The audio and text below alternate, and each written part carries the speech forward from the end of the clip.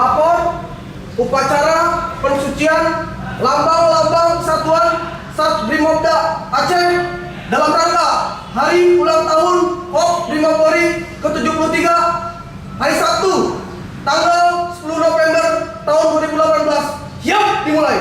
Lanjutkan.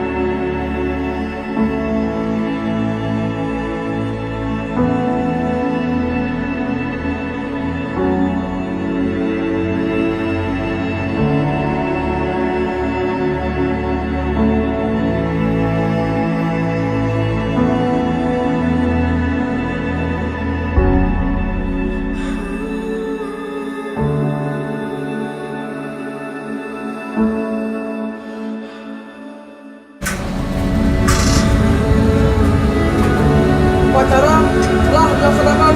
Laporan selesai.